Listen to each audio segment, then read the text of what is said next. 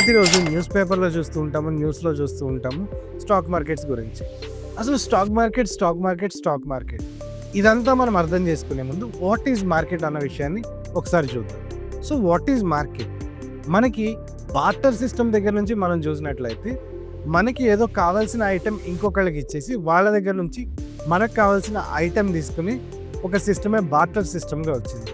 And barter సిస్టంలో మొదలైన ఈ మెకానిజంని మనం గమనించినప్పుడు మనకి ఏదైతే మెటల్స్ ఉంటాయో ఆ మెటల్స్ని ఎక్స్చేంజ్ చేసే సిచ్యువేషన్ నుంచి అండ్ లేటెస్ట్గా మనం కరెన్సీని అండ్ డిజిటల్ కరెన్సీని యాక్సెస్ చేసుకునేంత అడ్వాన్స్డ్ సిస్టమ్స్కి మనం ఇవాల్వ్ అవుతూ వచ్చాం.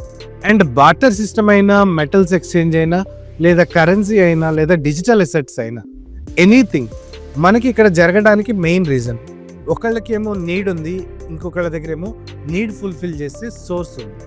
అండ్ ఈ రెండింటి కోఆర్డినేషన్ మనం తీసుకురావడానికి, మనం ఏదైతే ఆ నీడ్ ఉందో ఆ నీడ్ ఫుల్ఫిల్ చేసుకోవడానికి మనం ఎక్స్చేంజ్ చేసుకుంటాము విత్ ద రిసోర్సెస్. అండ్ ఒకళ్ళు రిసోర్స్ ఇస్తే ఒకళ్ళు టోకెన్ ఇస్తున్నారు.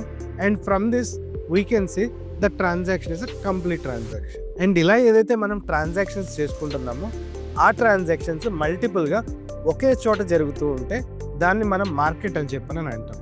అండ్ ఏన్షియంట్ టైమ్స్ నుంచి మనం మాట్లాడుకోవాల్సి వస్తే ఏన్షియంట్ టైమ్స్లో ఇవే ట్రాన్సాక్షన్స్ మనకి సంతలు అని పెట్టి అక్కడ ఈ ట్రాన్సాక్షన్స్ అన్ని మల్టిపుల్ ట్రాన్సాక్షన్స్ లాగా జరిగేది.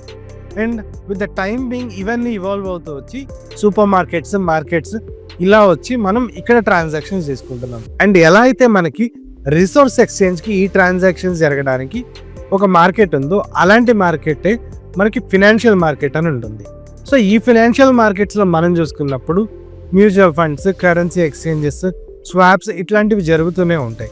అండ్ ఈ ఫినాన్షియల్ మార్కెట్స్లో ఏవైతే జరుగుతున్నాయో ఈ ట్రాన్సాక్షన్స్లో ఒక సెట్ ఆఫ్ సెగ్మెంట్గా మనం స్టాక్ మార్కెట్ని చెప్పుకోవచ్చు. అండ్ ఈ స్టాక్ మార్కెట్లో మనం బేసిక్గా ఒక కంపెనీకి సంబంధించిన షేర్స్ని బయింగ్ అండ్ సెల్లింగ్ అన్నది చేసుకోవచ్చు. అండ్ మీరు కనుక గమనించినట్లయితే national stock exchange and Bombay stock exchange అనేవి రెండు పెద్ద ఎక్స్చేంజెస్గా ఉండడం మనం చూస్తున్నాము ఈ పర్టికులర్ స్టాక్ ట్రాన్సాక్షన్స్ కోసం. Investments in the securities market are subject to market risk. Read all the related documents carefully before investing.